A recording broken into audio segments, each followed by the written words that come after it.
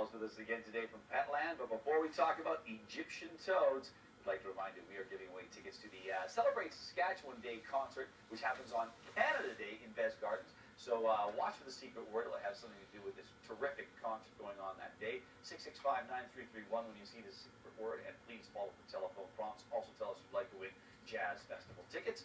And from all the entries we received before 1 o'clock this afternoon, we'll contact a lucky winner sometime this afternoon. And please, one winner per household since April 1st.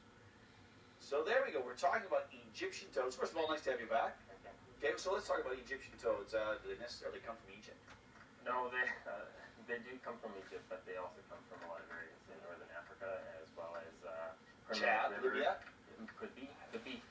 Permanent river systems also throughout Africa, okay. wherever it stays moist throughout the year.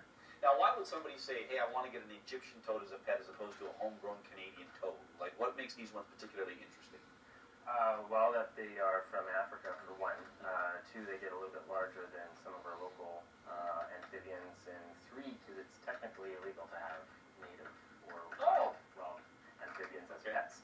Okay, they're good little jumpers. We're going to have to call Mark Quinn about that. Anyhow, now, right now, I don't know if you want to handle these toads. I'm not sure I want to. Not that I'm freaked out by it, but anything special when you're handling a toad like this? Because obviously they're not going to stay in this particular terrarium. No, this one's a little bit small for them. Ideally, they would have a larger one. But when handling them, it's certainly recommended to wash your hands after you do, because like most toads, they secrete a type of toxin behind their eye in a specialized gland.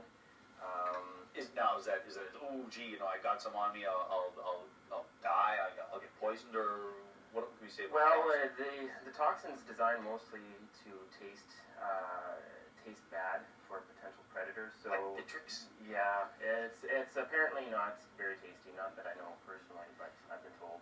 And are we supposed to, like, these aren't the toads we can lick and get little balls, are they? No, do not lick the toad. Let's have a party here on the noon hour.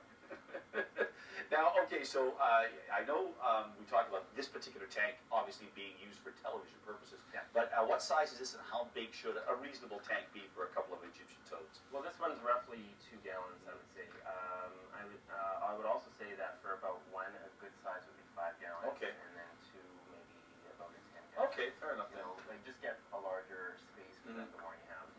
And what about food? What do we feed these? Well, they are carnivore, but they primarily eat insects. But it's not unheard of in the wild when they get much larger than this to eat such things as small rodents and lizards and snakes. How big?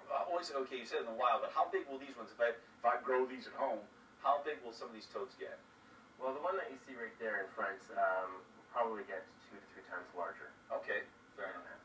All right, that's a decent size. And any special cleaning requirements? You know, I see within a little terrarium like this, but what kind of poop scoop do we have to do, or is this a good thing?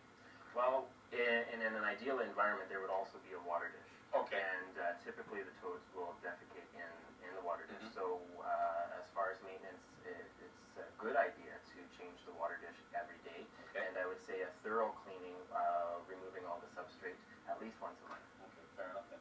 Once again, Clinton's got all the right answers to all the right questions. Do they have to live in a coconut?